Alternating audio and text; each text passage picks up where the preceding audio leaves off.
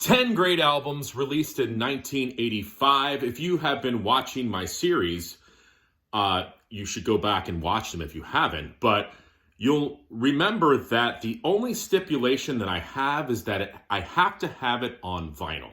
I mean, if I could show CDs, this would have been wide open, but I wanted to stick to vinyl. So here we go. 10 great albums released in 1985. Again, these are not the top albums. These are just 10 that I am looking forward to showing you. So here we go. First one, Tears for Fears, Songs from the Big Chair. Man, do I remember this album as a kid. Of course, it's got Shout on it. Everybody Wants to Rule the World. Head Over Heels. To show you how strong this record is, my kids both have the song Head Over Heels on their Spotify playlist. It's just one of those songs and one of those albums that seems timeless. Another timeless album, and this album could probably go down as one of the greatest live albums of all time. Wow, what a buildup. But look at what I'm showing. Iron Maiden's Live After Death. From top to bottom, blistering heavy metal from Iron Maiden. The set list, the cover art, the band, the sound, everything combined for one of the greatest live heavy metal, and not even heavy metal, live albums of all time. All right, 1985, moving on.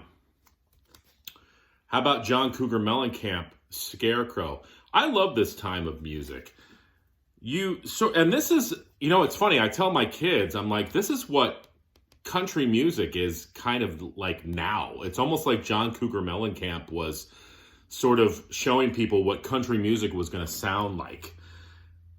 But I like John Cougar Mellencamp better than a lot of the country music out right now. But 1985, I mean, how many hits did this have on it? Rain on the Scarecrow, Small Town, Rumble Seat. I always liked that song. And then ROCK in the USA. Man, 1985 was a good year for music. Let's go punk. Let's go SST. Let's go Husker Du. New Day Rising. A lot of people go to Zen Arcade as their best album, and I can see why. But a lot of times, I prefer listening to New Day Rising. It's almost like Zen Arcade, but I don't know. You've taken sort of some of the excess out, if that makes any sense. This has one of my favorite songs on it. Books About UFOs. Check that song out. Had a couple debuts in 1985. The debut from Suzanne Vega. This is, yeah.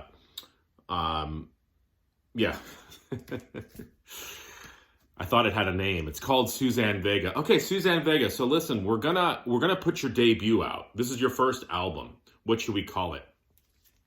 Suzanne Vega. I thought I was gonna have something, remarkable to say. Another debut from somebody who came from one of the greatest bands of all time. Sting. You remember what band he was in. The Dream of the Blue Turtles. What a debut this was. And I've said to some people before, and I don't know, I might piss some Police fans off. Sometimes I like listening to solo Sting better than the Police. I don't know, call me crazy. Prince, Around the World in a Day, my favorite Prince record. He was channeling that psychedelic thing. Of course, it had Raspberry Beret on it, but it had so many other great tunes. The deep cuts on here, like Tambourine, America, and The Ladder, really good stuff. I believe that was part of the Paisley Underground music scene. I learned that by watching the VC. You guys like AC/DC? Yeah, we like AC/DC. Oh, Fly on the Wall? Yeah, Fly on the Wall. This is a great record. I know it's not Back in Black. It's not For Those About to Rock. It's not Highway to Hell. But seriously, Fly on the Wall, Shake Your Foundations, First Blood, Danger, Sink the Pink. What's that about? Playing with Girls. What's that about? Stand Up.